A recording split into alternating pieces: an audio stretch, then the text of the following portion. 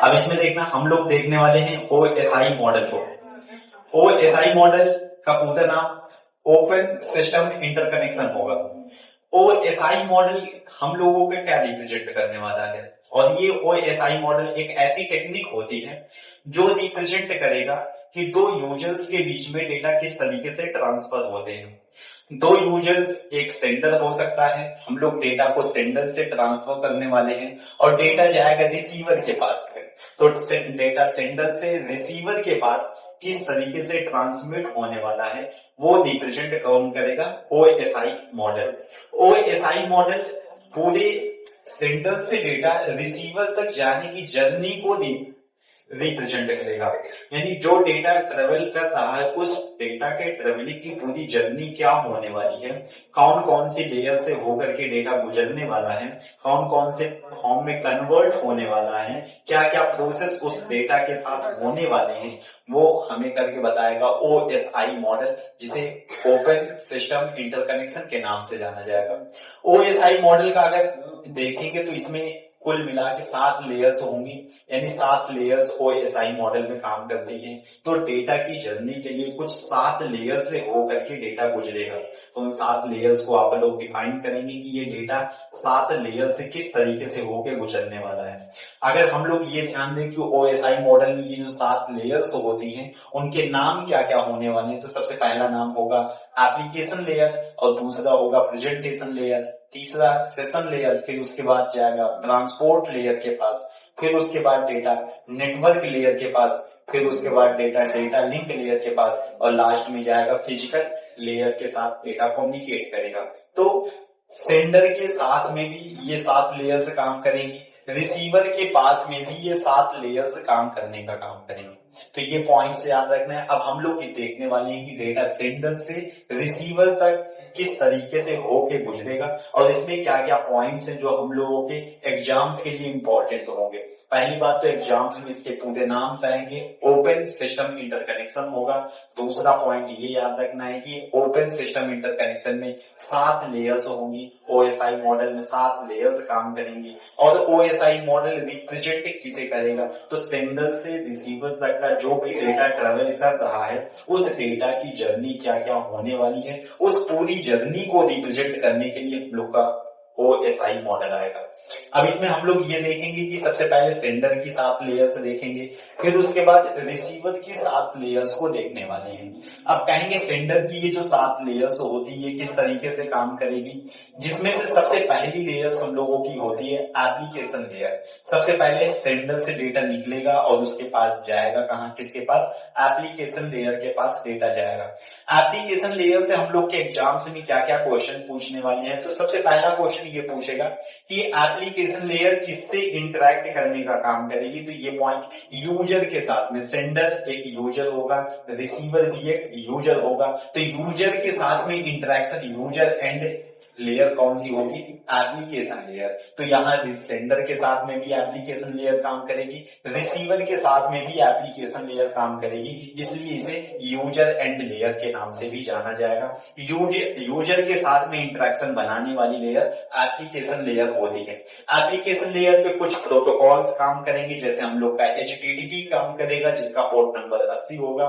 इसके अलावा FTP protocol, file transfer protocol काम करेगा। इसके अलावा IRC प्रोटोकॉल काम करेगा। तो ये हम लोग के प्रोटोकॉल्स जो एप्लीकेशन लेयर पे काम करने वाले हैं। इसके बाद एप्लीकेशन लेयर के बाद डेटा आएगा प्रेजेंटेशन लेयर के पास। प्रेजेंटेशन लेयर के 4 काम याद रखने हैं। सबसे पहला काम ये डेटा को ट्रांसलेट करने का काम करेगा। डेटा ट्रांसलेशन का काम किसका होगा, प्रेजेंटेशन लेयर का। डेटा एनक्रिप्शन का काम प्रेजेंटेशन लेयर का। डेटा डिक्रिप्शन का काम प्रेजेंटेशन लेयर का, और डेटा कंप्रेशन का काम प्रेजेंटेशन लेयर का होने वाला है। अगर प्रेजेंटेशन लेयर में सबसे पहले हम लोग ये देखेंगे कि डेटा ट्रांसलेशन क्या होता है। डेटा एनक्रिप्शन, डेटा ट्रांसलेशन लगभग सेम चीजें हो जाती है, नाम अलग अलग रखा गया। डेटा ट्रांसलेशन डेटा को ट्रांसलेट कर देगा किसी कोड के अंदर जो किसी बीच का यूजर उसे आगे रीड ना कर पाए, उसके लिए डेटा ट्रांसलेशन आएगा। इसके अलावा डेटा एनक्रिप्शन, डेटा एनक्रिप्ट हो जाएगा, जो हम लोग का ह्यूमन रीडेबल फॉर्म का डेटा रहेगा वो डेटा कन्वर्ट हो जाएगा नॉन रीडेबल फॉर्म फॉर्मेट में, तो उसे कहलाएंगे हम लोग डेटा एनक्रिप्शन। तो एनक्रिप्शन वर्ड का मतलब ही याद रखना है, सिक्योरिटी से रिलेटेड बातें करेगा। अब डेटा अगर किसी दूसरे कोड में एनक्रिप्ट हो जाएगा तो दूसरा यूजर उसे आसानी से नहीं पढ़ पाएगा, तो ये क्या कहलाएगा, डेटा एनक्रिप्शन। और डेटा एनक्रिप्शन के बाद जब रिसीव होने लगेगा तो यही डेटा डिक्रिप्ट हो जाएगा, मतलब नॉन रीडेबल फॉर्म से ह्यूमन रीडेबल फॉर्म में फिर से आके कन्वर्ट हो जाएगा, वो क्या कहलाएगा, डेटा डिक्रिप्शन कहलाएगा। और ये साथ में क्या काम करेगा, डेटा कंप्रेशन का काम। डेटा कंप्रेशन मींस डेटा की साइज रिड्यूस होना, डेटा की साइज को कम करना क्या कहलाएगा, डेटा कंप्रेशन कहलाएगा।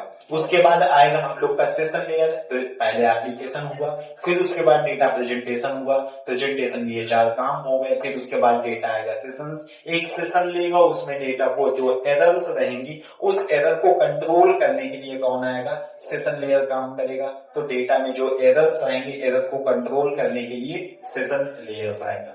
इसके अलावा उसके बाद डेटा चलेगा ट्रांसपोर्ट लेयर पे, यहाँ ट्रांसपोर्टेशन का काम होगा। और डेटा को ट्रांसपोर्ट करना इसमें कहा जाता है एंड टू एंड कम्युनिकेशन। तो एक क्वेश्चन हम लोग से पूछा जाएगा कि एंड टू एंड कम्युनिकेशन किसे कहा जाता है, तो ट्रांसपोर्ट लेयर को। तो ट्रांसपोर्ट लेयर को एंड टू एंड कम्युनिकेशन के नाम से जाना जाएगा। यहाँ पे जो भी डेटा होता है वो पैकेट्स के फॉर्म में ट्रांसमिट होगा। ये पॉइंट भी याद रखना कि ट्रांसपोर्ट लेयर में डेटा पैकेट्स के फॉर्म में, छोटे छोटे पैकेट्स के फॉर्म में कन्वर्ट हो जाएंगे और उस फॉर्म में डेटा ये ट्रांसमिट होने लगेंगे। अब यहाँ पे 2 प्रोटोकॉल काम करेंगे। एक प्रोटोकॉल होगा टीसीपी जो ट्रांसपोर्ट लेयर पे काम करेगा, एक प्रोटोकॉल होगा यूडीपी, वो भी ट्रांसपोर्ट लेयर पे काम करेगा। तो ट्रांसपोर्ट लेयर के 2 प्रोटोकॉल्स, एक टीसीपी, दूसरे होंगे यूडीपी। ये दोनों पैकेटिंग, डेटा पैकेटिंग के ऊपर ये काम करते हैं। उसके बाद डेटा ट्रांसपोर्ट होने के बाद डेटा आ जाएगा नेटवर्क लेयर पे।